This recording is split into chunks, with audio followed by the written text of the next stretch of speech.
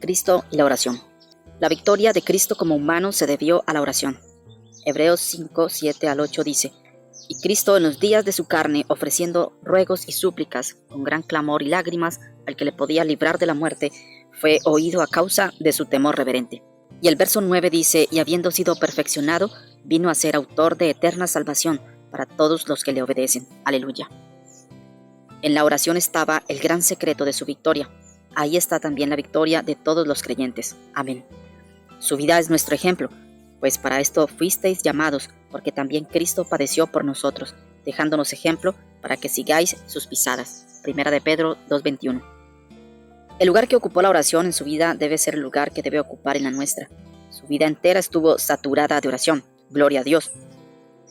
¿Por qué no pecó? Dice que en todo fue tentado, pero sin pecado. Hebreos 4:15. Y aquí podemos ver la razón principal por la vida de continua oración de Jesús. En la oración estaba la fuerza que lo hizo resistir toda tentación, su relación constante con el Padre. La oración le dio la victoria sobre todo tipo de tentación. Aleluya. Es el secreto para la victoria personal de cada creyente en el camino de la vida. Amén. Vemos que sus oraciones están llenas de emoción, con gran clamor y lágrimas. Hebreos 5, 7 al 8. Y Getsemaní eran ofrecidas al Dios que podía librarle de la muerte.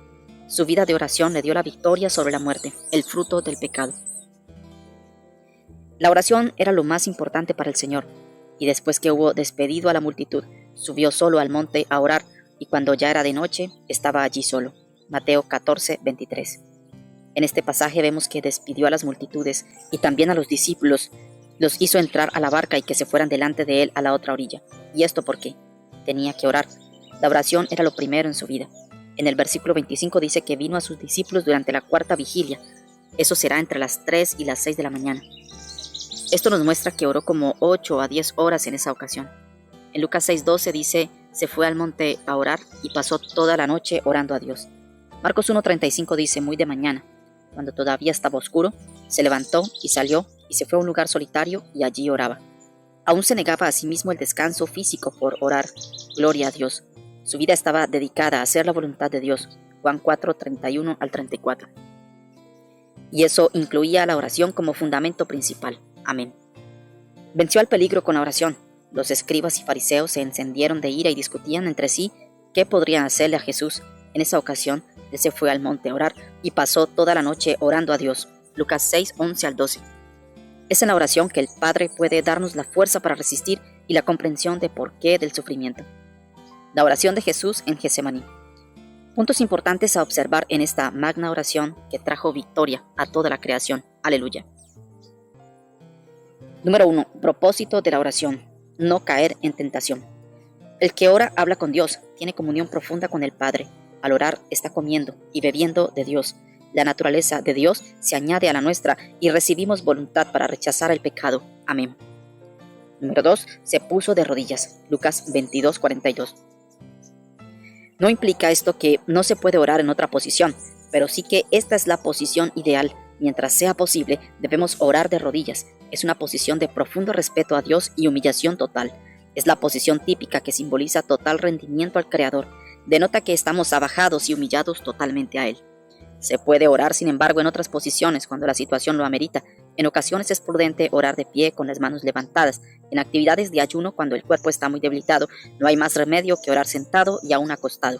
El Espíritu Santo nos da testimonio que Dios acepta estas posiciones, pues en todas ellas hemos sentido la bendición del Espíritu confirmando que Dios entiende nuestra situación. Amén.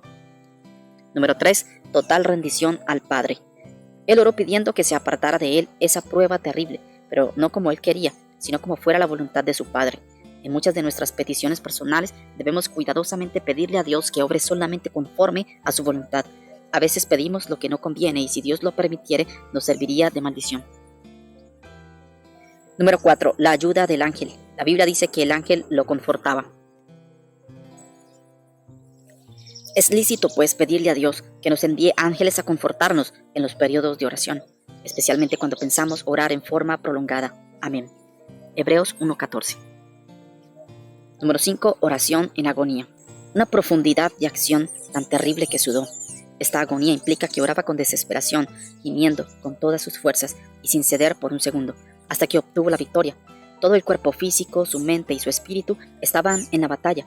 Con todo eso necesitó la ayuda del Espíritu Santo y el ángel. Solo con la ayuda del Espíritu Santo podemos entrar en agonía semejante en la oración. Solo cediendo la mente y la voluntad totalmente al Espíritu podremos lograrlo. Someta totalmente su mente a Él para que su oración sea la expresión de la mente del Señor. Aleluya. Esta batalla espiritual de Cristo en Getsemaní nos muestra cuán profundas pueden ser las batallas de oración contra las potestades de las tinieblas. Para vencer hay que poner todo nuestro esfuerzo físico y espiritual. Solo así las fortalezas grandes del diablo podrán ser derribadas. En una ocasión oraba con el escuadrón Cristo viene en la casa de ayuno. Uno de los hermanos comenzó a interceder con tal profundidad que gemidos indecibles salían por su boca. Era como una agonía profunda e incontenible. Me le acerqué y comencé a interceder junto a él. Según clamábamos y la intercesión se tornó aún más violenta, noté que el hermano estaba bañado en sudor. Sentí entonces cuando el Espíritu Santo me mostró: así oró Jesús en Getsemaní. Aleluya. Número 6. Oró hasta sentir la victoria. Oró una vez y volvió por segunda vez y luego una tercera vez. No desistió hasta que no sintió que la oposición satánica estaba rota. Insistió en la oración hasta vencer. Aleluya. Marcos 14, 35 al 41 y Mateo 26, 37 al 45. Número 7. Ayuda de otros en la oración. Mateo 26, 37 al 38. En situaciones difíciles y decisivas es ideal orar con hermanos en la oración. La oración unida es siempre más poderosa que la oración individual. Amén.